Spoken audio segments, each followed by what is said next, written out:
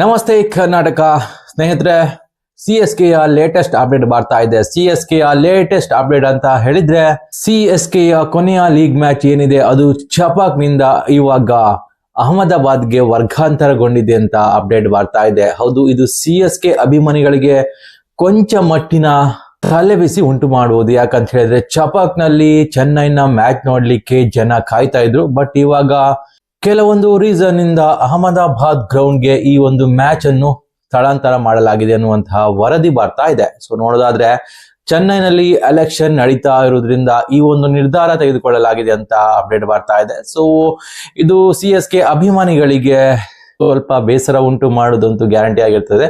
But CSK ಅಭಿಮಾನಿಗಳು ನೀವು ನೋಡ್ಲೇಬೇಕು, ಎಲ್ಲಿದ್ರು ಚೆನ್ನೈನ ಮ್ಯಾಚ್ ನೋಡಕ್ಕೆ ಮುಗಿಬೀಳ್ತಾರೆ. ಸೊ ಅಹಮದಾಬಾದ್ ಅಹಮದಾಬಾದ್ ಇಂದ ಆಚೆ ಇದ್ರು ಕೂಡ CSK ಅಭಿಮಾನಿಗಳು ಅಲ್ಲಿಗೆ ತಲುಪುದಂತೂ ಗ್ಯಾರಂಟಿ ಆಗಿರ್ತದೆ. ಸೊ ಅಂತದ್ರಲ್ಲಿ CSK ಅಭಿಮಾನಿಗಳಿಗೆ ತಮ್ಮ ನೆಚ್ಚಿನ ತಂಡದ ಆಟವನ್ನು ನೋಡ್ಲಿಕ್ಕೆ ಸ್ವಲ್ಪ ದೂರ ಪ್ರಯಾಣ ಮಾಡಬೇಕಾಗಿರುವುದು ಖಚಿತವಾಗಿರ್ತದೆ. ಸೊ ಅಂತದ್ರಲ್ಲಿ ಅಹಮದಾಬಾದ್ ಕ್ರಿಕೆಟ್ ಗ್ರೌಂಡ್ ನಲ್ಲಿ ಚೆನ್ನೈನ ಕೊನೆಯ ಮ್ಯಾಚ್ ನಡೀತದೆ ಈಗಂತ ಅಪ್ಡೇಟ್ ಬರ್ತಾ ಇದೆ. ಸೊ CSK ಅಭಿಮಾನಿಗಳು ಖಂಡಿತವಾಗಿಯೂ ಈ ಒಂದು ಮ್ಯಾಚ್ ಅನ್ನು ಫಾಲೋ ಮಾಡಿ ಅಂತ ಹೇಳ್ತಾ ನೆಕ್ಸ್ಟ್ ಅಪ್ಡೇಟ್ ಕಡೆ ನೋಡೋಣ.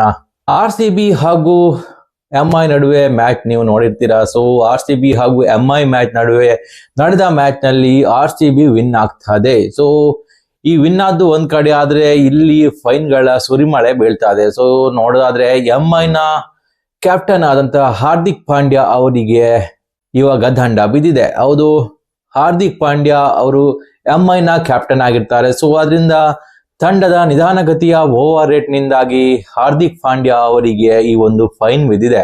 ಸೊ ನೋಡೋದಾದ್ರೆ 12 ಲಕ್ಷ ದಂಡವನ್ನು ಹಾರ್ದಿಕ್ ಪಾಂಡ್ಯ ಅವರಿಗೆ ವಿಧಿಸಿದ್ದಾರೆ. ಹೌದು, ಹಾರ್ದಿಕ್ ಪಾಂಡ್ಯಗೆ ಇದೇನು ದೊಡ್ಡ ಮೊತ್ತವೇನಲ್ಲ. ಯಾಕಂತ ಹೇಳಿದ್ರೆ ದೊಡ್ಡ ದೊಡ್ಡ ಕಾರ್ಗಳಲ್ಲಿ ಅಥವಾ ಕಾಸ್ಟ್ಲಿ ವಾಚ್ ಗಳನ್ನು ಧರಿಸುವಂತಹ, ಬ್ರಾಂಡೆಡ್ ಬಟ್ಟೆಗಳನ್ನು ಧರಿಸುವಂತಹ ಹಾರ್ದಿಕ್ ಪಾಂಡ್ಯಗೆ ಇದೊಂದು ಜುಜುಬಿ ಫೈನ್ ಆಗಿರ್ಬಹುದು. ಆದ್ರೆ ಇಲ್ಲಿ ಲೆಕ್ಕ ಮಾಡ್ಬೇಕಾಗಿರೋದು ಏನಂತ ಹೇಳಿದ್ರೆ, ಇದೇ ತರ ಕಂಟಿನ್ಯೂ ಆದ್ರೆ ನೆಕ್ಸ್ಟ್ ಮ್ಯಾಚ್ ನಲ್ಲಿ 50% ಮ್ಯಾಚ್ ಫೀಸ್ ನ ದಂಡ ವಿಧಿಸ್ತಾರೆ. ಹಾಗೇನೆ ಮತ್ತೊಮ್ಮೆ ಇದೇ ರೀತಿಯಾದಂತಹ ತಪ್ಪು ಏನಾದ್ರೂ ನಡೆದ್ರೆ ಒಂದು ಮ್ಯಾಚ್ ಇಂದ ಬ್ಯಾನ್ ಆಗುವ ಸಾಧ್ಯತೆ ಇರ್ತದೆ. ಸೊ ಆದ್ರಿಂದ ಮುಂದಿನ ಮ್ಯಾಚ್ ಗಳಲ್ಲಿ ಹಾರ್ದಿಕ್ ಪಾಂಡ್ಯ ಏನಿದ್ದಾರೆ ಸ್ವಲ್ಪ ತಮ್ಮ ಕ್ಯಾಪ್ಟನ್ಸಿಯ ಬಗ್ಗೆ ಗಮನ ಹರಿಸಬೇಕಾಗ್ತದೆ. ಇನ್ನು ಇದೇ ತರದ ಇನ್ನೊಂದು ಸುದ್ದಿ ಅಂತ ಹೇಳಿದ್ರೆ, ಟಿಮ್ ಡೇವಿಡ್ ಅವರಿಗೆ ಇವಾಗ ದಂಡ ಬಿದ್ದಿದೆ. ಅದು ಮ್ಯಾಚ್ ಫೀಸ್ ನ 25% ಅಷ್ಟು ದಂಡ ವಿಧಿಸಿದ್ದಾರೆ ಅನ್ನುವಂತಹ ವರದಿಗಳು ಬರ್ತಾ ಇದೆ. ಯಾಕಂತ ಹೇಳಿದ್ರೆ ನೀವೆಲ್ಲ ನೋಡಿರ್ತೀರಾ, ಟಿಮ್ ಡೇವಿಡ್ ಅವರು MI ನ ಮ್ಯಾಚ್ ನಲ್ಲಿ ಅಂಪೈರ್ ನಡುವೆ ವಾಗ್ವಾದಕ್ಕೆ ಇಳಿತಾರೆ. ಸೊ ಬಾಲ್ ಚೇಂಜ್ ಮಾಡುವ ವಿಷಯದಲ್ಲಿ ಅಂಪೈರ್ ನ ಜೊತೆ ಏನೋ ಮಾತುಕತೆ ನಡೀತಾರೆ. ಸೊ ಅದು ತುಂಬಾ ಹೀಟ್ ಆಫ್ ದಿ ಮೂಮೆಂಟ್ ಆಗಿರ್ತದೆ. ಆದ್ರಿಂದ ಟಿಮ್ ಡೇವಿಡ್ ಅವರು ಸ್ವಲ್ಪ ಖಾರವಾಗಿ ಚರ್ಚೆ ಮಾಡಿದ್ದಾರೆ ಅಂತ ನಮ್ಗೆ ಗೊತ್ತಾಗ್ತದೆ. ಯಾಕಂದ್ರೆ ವಿಡಿಯೋದಲ್ಲಿ ಸರಿಯಾಗಿ ಗೊತ್ತಾಗ್ತದೆ, ಅಲ್ಲಿ ಯಾವುದೇ ರೀತಿಯಾದಂತಹ ಜೋಕ್ ಅಥವಾ ಯಾವುದೇ ರೀತಿಯಾದಂತಹ ಸಾಧಾರಣ ಮಾತುಕತೆ ಆಗ್ತಾ ಇರಲಿಲ್ಲ. ಬಟ್ ಸ್ವಲ್ಪ ಆರ್ಗ್ಯುಮೆಂಟೇ ಆಗ್ತಾ ಇತ್ತು ಅಂತ ಹೇಳ್ಬಹುದು. ಅದೇ ರೀತಿ ಟಿಮ್ ಡೇವಿಡ್ ಅವರಿಗೆ ಈ ಬಾರಿ 25% ದಂಡ ಬಿದ್ದಿದೆ. ಹಾಗೇನೆ ಒಂದು ಡಿಮೆರಿಟ್ ಪಾಯಿಂಟ್ ಕೂಡ ಸಿಕ್ಕಿದೆ. ಟಿಮ್ ಡೇವಿಡ್ ಅವರಿಗೆ ಇದೇನು ಹೊಸತಲ್ಲ ಅಂತ ಹೇಳ್ಬಹುದು. ಆದ್ರೂ ಕೂಡ ಮುಂದಿನ ದಿನಗಳಲ್ಲಿ ಸ್ವಲ್ಪ ಎಚ್ಚರ ವಹಿಸಬೇಕಾಗ್ತದೆ.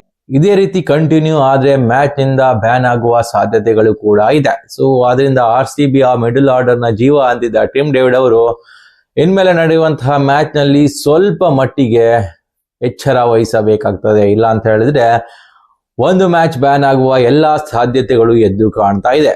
ಇನ್ನು ನೆಕ್ಸ್ಟ್ ಅಪ್ಡೇಟ್ ಅಂತ ಹೇಳಿದ್ರೆ, RCBಗೆ ಒಬ್ಬ ಪ್ಲೇಯರ್ ಗೈರಾಗುವ ಸಾಧ್ಯತೆಗಳು ಎದ್ದು ಕಾಣ್ತಾ ಇದೆ. ಯಾಕಂತ ಹೇಳಿದ್ರೆ ಕಡಿಮೆ ಅಂದ್ರೂ 3 ರಿಂದ 4 ಮ್ಯಾಚ್ ಬ್ಯಾನ್ ಆಗುವ ಸಾಧ್ಯತೆ ಇದೆ ಅಂತ ಹೇಳಲಾಗ್ತಿದೆ.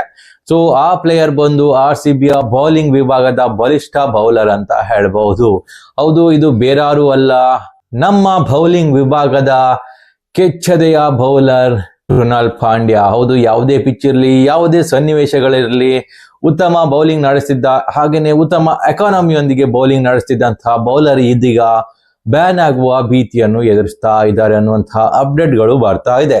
ಯಾಕಂತ ಹೇಳಿದ್ರೆ ಕೃಣಾಲ್ ಪಾಂಡ್ಯ ಅವರ ಬೌಲಿಂಗ್ ವೈಖರಿ ಏನಿದೆ ಅದು ಇವಾಗ ಚರ್ಚೆಗೆ ಒಳಗಾಗ್ತಿದೆ ಅಂತೆ. ಸೊ ಎರಡೇ ಸ್ಟೆಪಿನಲ್ಲಿ ಬಂದು 120 ವೇಗದಲ್ಲಿ ಒಬ್ಬ ಸ್ಪಿನ್ನರ್ ಅದು ಯಾವ ರೀತಿಯಲ್ಲಿ ಬೌಲಿಂಗ್ ಮಾಡ್ತಾರೆ ಅನ್ನೋದು ಕೂಡ ಇವಾಗ ಚರ್ಚೆಯಲ್ಲಿದೆ ಅಂತೆ. ಒಂದ್ ವೇಳೆ ಅವರ ಬೌಲಿಂಗ್ ನಲ್ಲಿ ಯಾವ್ದಾದ್ರು ತಪ್ಪಿದ್ರೆ ಖಂಡಿತವಾಗಿ ಅವರು 3 ರಿಂದ 4 ಮ್ಯಾಚ್ ಗಳು ಬ್ಯಾನ್ ಆಗುವ ಎಲ್ಲಾ ಸಾಧ್ಯತೆಗಳಿದೆ. ಯಾಕಂತ ಹೇಳಿದ್ರೆ ಈ ರೀತಿಯಾದಂತಹ ಅನುಮಾನಾಸ್ಪದ ಬೌಲಿಂಗ್ ಕ್ರಿಕೆಟ್ ನಲ್ಲಿ ಅಲವ್ ಇಲ್ಲ ಅಂತ ಹೇಳ್ಬೋದು. ಪಾಂಡ್ಯ ಅವರ ಬೌಲಿಂಗ್ ನಲ್ಲಿ ಯಾವ್ದಾದ್ರು ತಪ್ಪಿದ್ರೆ ಖಂಡಿತ ಅವರು ಬ್ಯಾನ್ ಆಗುವ ಎಲ್ಲ ಸಾಧ್ಯತೆಗಳಿದೆ ಅಂತ ಅಪ್ಡೇಟ್ ಬರ್ತಾ ಇದೆ. ಸೊ ನೋಡೋದಾದ್ರೆ ಆ ತರದೇನು ತಪ್ಪಿಲ್ಲ ಅಂತ ಅನಿಸ್ತಾ ಇದೆ. ಬೌಲಿಂಗ್ ಆಕ್ಷನ್ ತುಂಬಾನೇ ಕ್ಲಿಯರ್ ಆಗಿದೆ. ಬಟ್ ಬೌನ್ಸರ್ ಎಲ್ಲ ಹಾಕ್ತಾರೆ. ಸೊ ಅದರಿಂದ ಕೆಲವೊಬ್ರು ಊರ್ಕೊಂಡಿರ್ಬೋದು, ಈ ರೀತಿಯಾದಂತಹ ಒಂದು ಪೋಸ್ಟ್ ಗಳನ್ನು ಹರಿಬಿಡ್ತಾ ಇರಬಹುದು. ಆದ್ರೆ ಖಂಡಿತವಾಗಿಯೂ ಇದರ ಬಗ್ಗೆ ಯಾವುದೇ ರೀತಿಯಾದಂತಹ ಅಫಿಷಿಯಲ್ ಆಗಿ ಸ್ಟೇಟ್ಮೆಂಟ್ ಇನ್ನೂ ಕೂಡ ಬಂದಿಲ್ಲ. ಆದ್ರೆ ಈ ತರಹದ ಚರ್ಚೆಗಳು ಸೋಷಿಯಲ್ ಮೀಡಿಯಾಗಳಲ್ಲಿ ಆಗ್ತಾ ಇರೋದಂತೂ ನಿಜವಾಗಿರ್ತದೆ. ಸೊ ಒಂದ್ ವೇಳೆ ನಿಮ್ಗೆ ಈ ಮಾಹಿತಿ ಇಷ್ಟ ಆದ್ರೆ ಖಂಡಿತವಾಗಿಯೂ ಲೈಕ್ ಮಾಡಿ, ಹಾಗೇನೆ ಸಬ್ಸ್ಕ್ರೈಬ್ ಮಾಡಿ. ನಮಸ್ಕಾರ.